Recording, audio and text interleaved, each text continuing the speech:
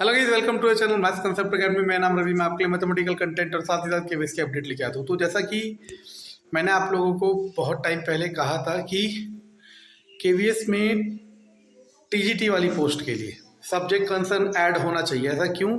क्योंकि बिना subject concern की नॉलेज के बिना आप कैसे जज करेंगे, आप कैसे फिल्टर करेंगे कि ये बच्चा या ये एस्पायरेंट एक बेस्ट टीचर हो सकता है, क्योंकि वो उसी सब्जेक्ट को पढ़ाएगा और उस सब्जेक्ट की नॉलेज नहीं कर सकते। तो इसी को नज़र रखते हुए मैंने आपको ये कहा था कि इस बार सब्जेक्ट कंसर्न ऐड होने के पूरे चांसेस और पूरी पॉसिबिलिटी है। लेकिन होता क्या है, हर बात को नेगेटिव वे में देखने वाले बहुत है। तो कईयों ने कहा सर ऐड नहीं होगा। मैंने कहा यार होगा नहीं होगा ये मेरे को नहीं पता, लेकिन मेरे को पूरी पॉसिबिलिटी है कि ऐड होगा। तो इसीलिए जो श्योर सिलेक्शन चाहता है वो सब्जेक्ट कंसर्न भी अपना साथ साथ प्रिपेयर करते रहे, ठीक है ना।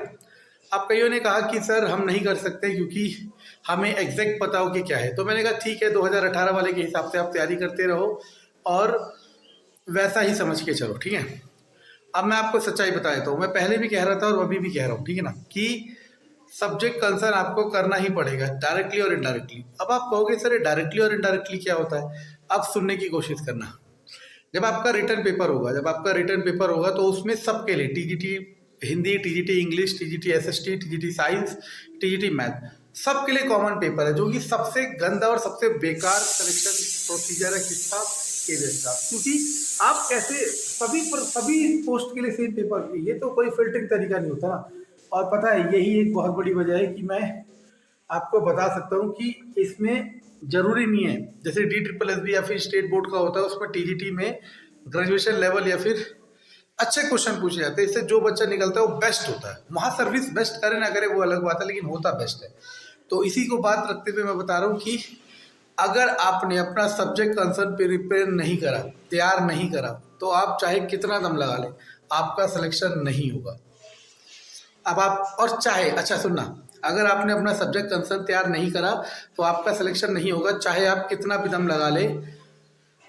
और ये बात मैं जब कह रहा हूँ, जब आपका मान लिया कि प्रीवियस पैटर्न पे ही रहेगा सब कुछ, मान लिया प्रीवियस पैटर्न पे ही रहेगा, तब कह रहा हूँ। अब आप कहोगे सर ऐसा कैसे कह रहे हो, जब सब्जेक्ट कंसर्न के मार्क्स है ही नहीं तो हमारा सिलेक्शन रोकने में क्या दिक्कत करेगा। तो मैं बता देता हूँ इसका रीज़न कि आपका जो इंटरव्यू होगा उसमें आपके सब्जेक्ट कंसर्न के क्वेश्चन ही पूछे जाएंगे। जैसे आप टीजीटी मैथ या टीजीटी साइंस की तैयारी कर रहे हो और आपको मैं कह रहा हूँ कि 12th तक का मैथ या साइंस अच्छे से करके रखो, हिंदी के लिए भी इंग्लिश के लिए भी ऐसा ही कुछ है, ठीक है। आप कह रहे हो नहीं हम नहीं करते, जो पैटर्न है उसके हिसाब से करते हो, उसमें तो इसके मार्क्स है ही नहीं। अपनी जगह बहुत अच्छी बात है, आप रिटर्न बहुत अच्छा क्वालिफाई कर रहे होगे। लेकिन इंटरव्यू में जो इंटरव्यू पैनल पे बैठे होंगे, अगर आप टीजीटी मैथ के लिए प्रिपेयर कर रहे हो तो वहाँ जो क्वेश्चन पूछे जाएंगे और वहाँ जो क्वेश्चन पूछने वाले होंगे वो पीजीटी मैथ यानी मैथमेटिक्स फील्ड से जरूर होंगे। और वो आपसे 12th तक का, 12वीं तक का मैथ्स का सारा कंटेंट पूछा जाएगा। सारा का मतलब एक एक चैप्टर नहीं, कुछ भी पूछ सकते हैं। अब आप सोचो, अगर आप 2018 के पैटर्न के हिसाब से चलते हो तब भी आपको सब्जेक्ट कंसर्न करना है। रिटर्न में नहीं पूछा जाएगा, इंटरव्यू में पूछा जाएगा। अब आप कहोगे सर इंटरव्यू में कोई बात नहीं, हम नहीं बता पाएंगे, ऐसा नहीं होता, ठीक है ना। क्योंकि इंटरव्यू की डिपेंडेंसी होती है, कम हो ज़्यादा हो वो डिपेंड करता है, ठीक है ना। हो सकता है आपके उतने हाई स्कोर ना हो पाए तो आप इंटरव्यू पे फुली डिपेंडेंट हो जाए। तो मैं क्या कह रहा हूँ सुनना, आपको सब्जेक्ट कंसर्न प्रिपेयर करना है, चाहे डायरेक्टली या इनडायरेक्टली। ये बात कोई नहीं बताएगा, क्यों? क्योंकि इससे कोई लेना देना नहीं है, ठीक है ना। और बाद में जब आपका पेपर क्वालिफाई हो जाएगा फिर आप सोचोगे अपना सब्जेक्ट कंसर्न करूँ, तो वो बहुत ही मुश्किल होगा और नामुमकिन होगा। तो मैं बार बार कह रहा हूँ, सब्जेक्ट कंसर्न ऐड हो ना हो केवीएस टीजीटी पोस्ट के लिए, चाहे ऐड हो या ना हो, आपको क्या करना है, अपना एनसीईआरटी लेवल का सारा कंसेप्ट अच्छे से प्रिपेयर करना है। टीजीटी के लिए वैसे तो 10 तक का है, लेकिन हम मार्जिन लेके चल रहे हैं। और कहाँ तक का लेके चल रहे हैं?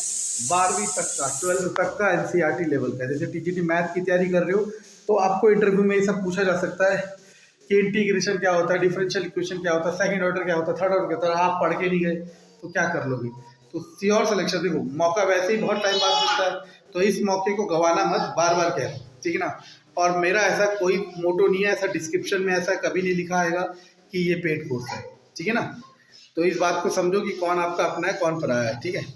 तो सब्जेक्ट कंसर्न प्रिपेयर करना है टीजीटी वाली पोस्ट को। वैसे तो रिटर्न में ऐड होगा, अगर नहीं भी हुआ तो इंटरव्यू में पूरा डिपेंडेंट करेगा। समझ आ रहा है? धन्यवाद।